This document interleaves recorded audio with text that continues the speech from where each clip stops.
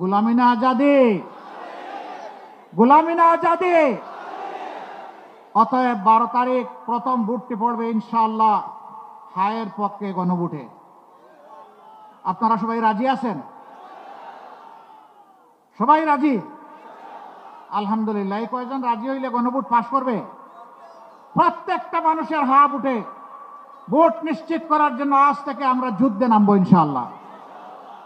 মানুষকে বুঝাবো, হ্যাঁ বিজয়ী হলে বাংলাদেশ বিজয়ী হবে, হ্যাঁ পরাজিত হলে বাংলাদেশ পরাজিত হয়ে যাবে। আমাদের সন্তানরা তারা বলেছে জীবন দিব, জুলাই দিব না। আমরাও বলছি জুলাই শহীদেরা প্রয়োজনে জীবন দিব, তবুও তোমাদের সাথে দেওয়া কথা রক্ষা করব ইনশাআল্লাহ। জুলাই কারো হাতে তুলে দেব না। জুলাই মানুষের, জুলাই কারো একার নয়।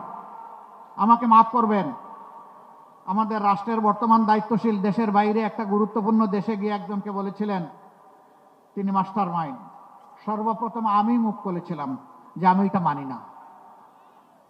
একজনকে যদি মাস্টার মাইন্ড বলা হয়, বাকি সমস্ত শহীদদেরকে আন্ডার মাইন্ড করা হয়। অতএব একক কোনো মাস্টার মাইন্ড এই যুদ্ধের ছিলেন না, 18 কোটি মানুষই মাস্টার মাইন্ড ছিলেন।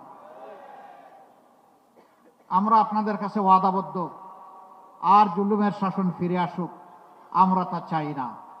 জুলুমের বিরুদ্ধে আমাদের লড়াই শুরু হয়েছে, শেষ হয়নি।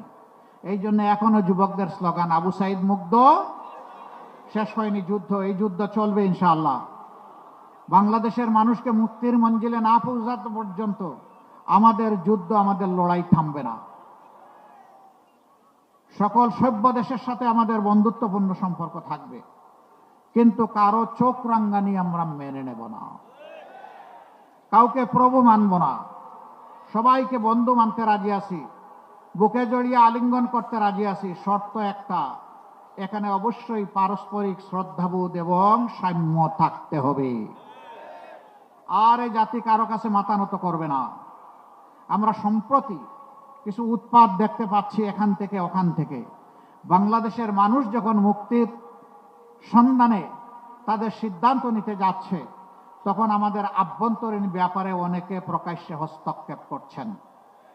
আমরা তাদের প্রতি বিনয়ের সাথে শক্ত কণ্ঠে অনুরোধ জানাবো, মেহেরবানি করে আমাদের আভ্যন্তরীণ বিষয়ে আর নাক গলাতে আসবেন না।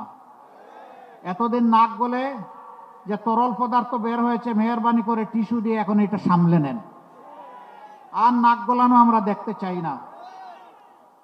বাংলাদেশ মাথা উঁচু করে বিশ্বের দরবারে দাঁড়াবে ইনশাআল্লাহ।